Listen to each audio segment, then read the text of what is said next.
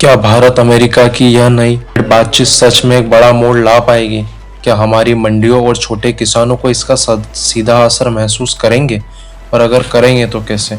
मैं हूं आपका दोस्त और आज हम इस कहानी को आसान, सीधी और सटीक भाषा में समझते हैं। सोचिए, अमेरिका की टीम दिल्ली में है और 2 दिन की बातचीत के लिए आई है। यूएसटीआर ग्रीर ने कहा, हमने बेस्ट ऑफर मिला, और साथ ही कहा, भारत कृषि आयात पर कड़ा रुख रखता है। वे एक कठिन अखरोट है, मतलब ऑफर अच्छा है लेकिन अमल कर पाना मुश्किल होगा। अगस्त में बातचीत टूट चुकी थी।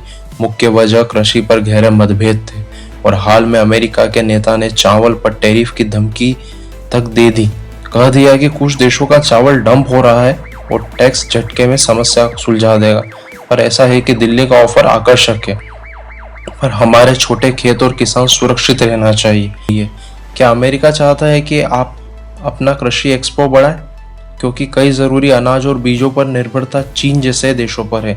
अमेरिका सोयाबीन, मक्का चीजों को नए बाजार में देखना चाहता है। सालाना आंकड़े भी बढ़े हैं। दोस्तों, सोयाबीन लगभग 300 बिलियन, मक्का 17 बिलियन, गेहूं 7 बिलियन और चावल 2 बिलियन तक पहुंच चुका है। ये एक्सपोर्ट बहुत मायने रखते हैं। कहता है, हम अपनी छोटी मिलों और कुटीर किसानों को विदेशी प्रतिस्पर्धा से बचाएंगे। इसलिए जीएमआर और यूएस कृषि इनपुट पर सख्ती है। यूएसटीआर ने डेयरी नियमों और जीएम पोजीशन पर सवाल उठाए, पर भारतीय पक्ष का कहना है कि फूड सेफ्टी और सांस्कृतिक मापदंडों की वजह वाजिब है। एक दिलचस्प पॉइंट दोस्तों, अगर भारत सोयाबीन को बायोफ्यूल के लिए स्वीकार कर दे तो यह अमेरिका के लिए बड़ा बाजार बन सकता है। यानी कुछ उपयोग विशिष्ट इंपोर्ट अनुमति देकर समझौता संभव है, पर खाने पीने की सप्लाई सुरक्षित रहनी चाहिए। दोस्तों, इसके फायदे नुकसान क्या हो सकते हैं? खुला व्यापार मिलेगा, व्यापार उपभोक्ताओं को वैरायटी दे सकता है, बायोफ्यूल से नई मांग बनेगी और निवेश से प्रोडक्टिविटी बढ़ सकती है। नुकसान भी हैं इसके कुछ। छोटे किसान की आमदनी दब सकती है, फूड सेफ्टी और सांस्कृतिक असर हो सकता है और राजनीतिक दबाव फैसलों को कठिन बना सकता है।